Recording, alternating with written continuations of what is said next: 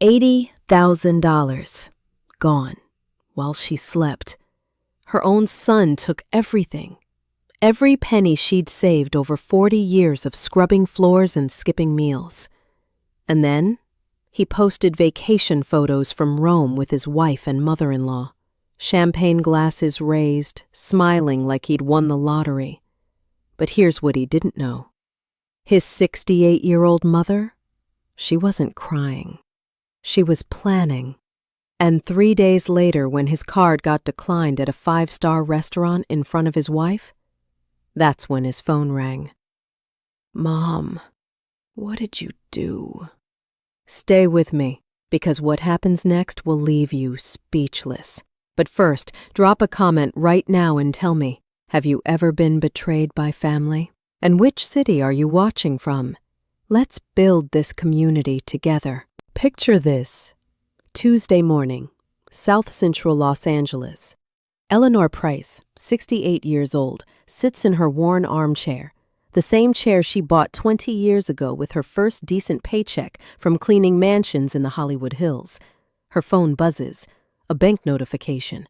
She opens it, expecting to see her usual balance, the money she'd saved, dollar by dollar, decade by decade. Instead, she sees 2 words that stop her heart. Balance, 0. Now, I need you to really feel this moment. Imagine 40 years of your life, every sacrifice, every missed meal, every time you said no to yourself so you could say yes to your child. All of it, erased, in one night. Eleanor doesn't move. She just stares at that screen. Then she does what any of us would do.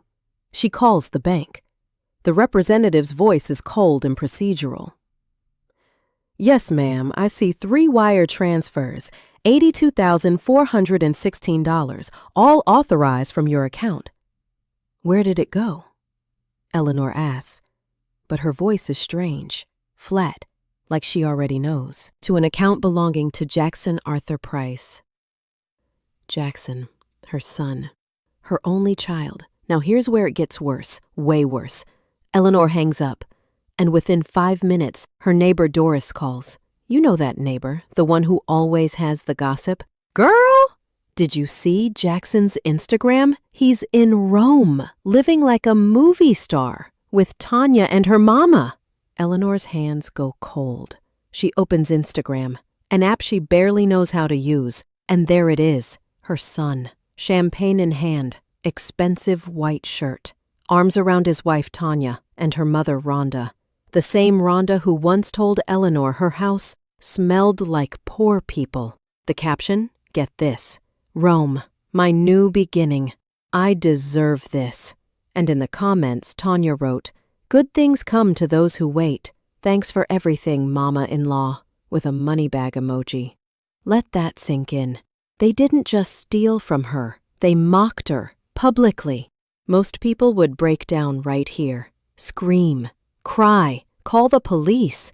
Eleanor did none of that. She just stood there, holding her phone, and then she smiled. But listen closely. This wasn't a smile of sadness. This was the smile of a woman who just made a decision, a dangerous decision. Comment justice right now if you think you know what she did next, because I guarantee you, you don't. Now, before I tell you what Eleanor did, you need to understand who she is. Because this isn't just some random betrayal. This is 40 years of sacrifice being spit on. Eleanor was 14 when she started cleaning houses, wealthy neighborhoods, Brentwood, Beverly Hills. Her hands cracked and bled from the cheap soap. But she never complained. At 17, she got pregnant. Jackson's father? He promised her the world. Marriage, a home, a future. He left 8 months after Jackson was born, found another woman, and vanished. So Eleanor raised Jackson alone, in a studio apartment, working 3 jobs, cleaning offices at night, laundromat on weekends, taking in sewing whenever she could. Jackson never went hungry. His clothes were always clean. And when he wanted to go to college, Eleanor did something that still breaks my heart. She sold her family's land, the only thing her parents left her. A piece of property in Georgia where she dreamed of building a small cabin one day. She sold it for less than it was worth, just to get the money fast enough for Jackson's enrollment. "My son is going to be an accountant," she told everyone proudly. "He's going to get out of this life." And he did get out, but not the way she imagined. In college, Jackson met Tanya. And this is where everything changed. Tanya came from a family that pretended to have money. Designer knockoffs, fake sophistication. And her mother, Rhonda, she treated Eleanor like dirt from day one. The first time they visited Eleanor's home, Rhonda looked around with this twisted smile. "How rustic," she said. Translation: how poor. Tanya whispered to Jackson, loud enough for Eleanor to hear, "I can't believe you grew up here. This looks like a homeless shelter." Eleanor smiled, nodded, said nothing. But something died inside her that day. Over the next few years, Tanya slowly pushed Eleanor out. First it was, "Don't visit so often." Then, "Don't give us advice." Then, "Don't come to family events." And Jackson? He went along with it, every single time. The last time Eleanor tried to visit her son's apartment, the doorman stopped her. "I'm sorry, ma'am. Mr. Price left instructions. No unannounced visitors." She walked home that day. 3 miles, in the Los Angeles heat, 80-degree weather. And something inside her shifted. She stopped being the giving mother and started being the watching mother. Hit the like button right now if your heart is breaking for Eleanor, because it gets so much worse before it gets better. So after Eleanor discovered the theft, she didn't panic. She did something most people wouldn't think to do. She called Walter, a childhood friend who'd been a lawyer for 40 years. "Walter, I need to know exactly what Jackson did. Every detail." Within 2 days, Walter came back with the folder, a thick one. "Ellie, your son didn't just take your money. He forged your signature.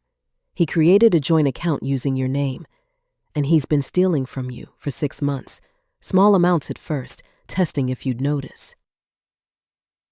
Eleanor's face didn't change. She just took the folder. "There's more," Walter said quietly. "I found text messages between Tanya and her mother. They're planning to leave Jackson once they get back from Rome. They're using him too." Now, here's where Eleanor could have felt sympathy. She could have warned her son. She didn't. Instead, she asked Walter one question. "Can we stop them?" Walter smiled for the first time. "Oh, we can do more than stop them." Here's what Eleanor did next, and this is brilliant. She filed an official fraud report with the bank, not as an angry mother, as a victim of elder financial abuse, a legal term that carries serious weight. Then she and Walter went to the district attorney's office. They brought the forged documents, the withdrawal records, everything, and they requested something called an international account freeze. It's a clause that allows authorities to freeze accounts when elder abuse is suspected. Within 48 hours, every card Jackson had was frozen. But Eleanor didn't call him, didn't text, didn't warn him. She just waited. And let me tell you what was happening in Rome. Jackson was living his best life. Or so he thought. 5-star hotels, Michelin-star restaurants, designer shopping with Tanya and Rhonda. But he was starting to notice something. Tanya was different.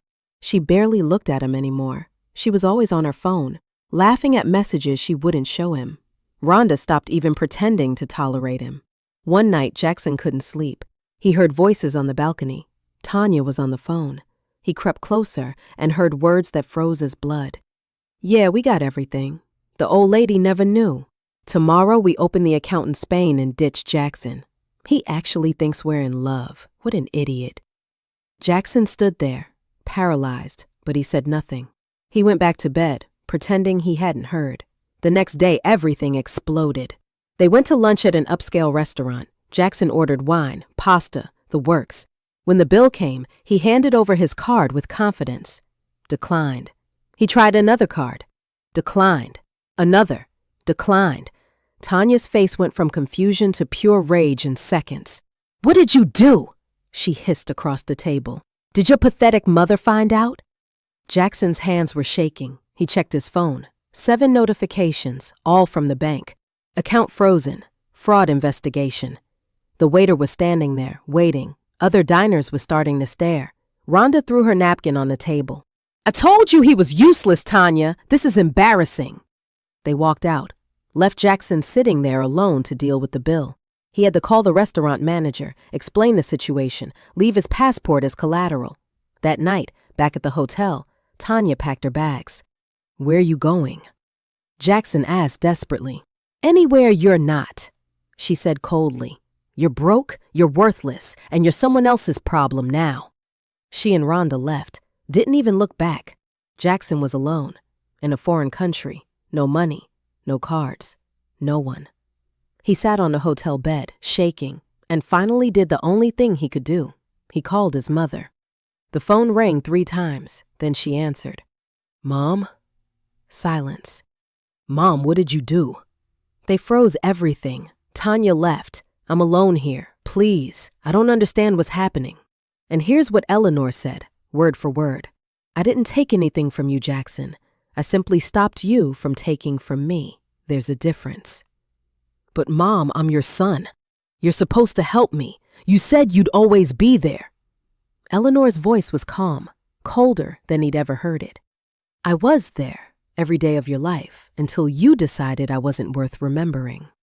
"Please, Mom, I need help. They're saying I might be arrested. I don't know what to do." Eleanor paused, and then she said one single word that changed everything. "Learn." And she hung up. Jackson sat there, phone in his hand, and for the first time in his adult life, he understood what consequences feel like. If you think Eleanor did the right thing, smash that like button right now, because we're not done yet. But here's what Jackson didn't know. While he was falling apart in Rome, Eleanor was falling apart too, just in a different way. 2 days after she hung up on Jackson, Eleanor got a call from her doctor. "Miss Eleanor, I need you to come in today. It's urgent." She went to the clinic, sat in that cold waiting room, and when the doctor finally called her in, his face told her everything. "We got your blood test results back. I'm so sorry, Eleanor. You have leukemia, advanced stage. You have maybe 6 months." Most people would break down right there, scream at the unfairness. Why now? Eleanor just stared at a water stain on the wall, shaped like a bird. 6 months, she repeated quietly. "We can start treatment, chemotherapy. It might give you more time." "Will it give me dignity?" she interrupted. The doctor paused. I don't understand. Will I die with dignity? Or will I die bald and sick in a hospital bed, spending my last days in pain? The treatment is very aggressive." "Then no," Eleanor said firmly. "I've spent my whole life sacrificing. I won't sacrifice my death, too." She stood up, took her purse, and before leaving she turned back. "Doctor, 6 months is enough. For what I need to do, it's more than enough." Over the next few weeks, Eleanor's health got worse, but her spirit, stronger than ever. She started making arrangements, she wrote letters, she organized her belongings, and she kept one thing close, a red notebook, where she was writing her final message to Jackson. Meanwhile, Jackson returned to the United States broken. The fraud charges were eventually settled. Eleanor agreed to drop them on one condition, that Jackson enter financial counseling and pay her back slowly over time. But the real punishment wasn't legal, it was social. See, someone had recorded Jackson's restaurant meltdown in Rome. The video went viral, millions of views. Everyone knew his story. The man who stole his mother's life savings. Jackson lost his job, lost his apartment, lost every friend he had. Tanya divorced him within 3 months. She'd already moved on to someone richer. Jackson had nothing. No money, no home, no dignity. And every single day he walked to his mother's neighborhood, never going to the door, just watching from across the street. He'd leave things on her porch, flowers, food, notes that just said, "I'm sorry." Eleanor knew he was there, but she never opened the door. One night, alone in her room, Eleanor wrote the final entry in her red notebook. "My dearest Jackson, you were my whole world. I gave you everything I had and everything I didn't have, and I don't regret it. But you forgot who you were. You surrounded yourself with people who killed your soul, and in doing that, you forced me to wake up. I don't hate you. I never could. But I am no longer the woman who waits in silence for her son to remember her. If you ever truly change, this letter will be here, not to save you, but so you can't say nobody warned you. I still believe in you, son." She signed it, put it in an envelope, and placed it on her nightstand. The morning Eleanor died was bright and peaceful. She passed in her sleep, sitting in her favorite chair. On her lap were the red notebook, the letter for Jackson, and a blanket she'd knitted herself. The neighbors found her surrounded by flowers that local children had brought her. Her face was calm, serene. Walter arrived first. He looked at her and gently closed her eyes. He didn't cry. He knew she wouldn't want that. The neighborhood organized a simple funeral, no expensive flowers, just real ones from the park, and they played the blues music she loved. Jackson wasn't told about her death, but somehow he knew. He felt it, like a switch turned off inside him. He ran to the house. The door was open, candles everywhere. He walked to his mother's body and fell to his knees. Next to her was the envelope with his name. With shaking hands he opened it, read every single word, and he cried.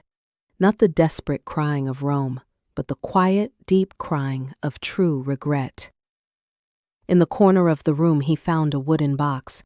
Inside was a photo of him as a child, smiling, holding his mother's hand.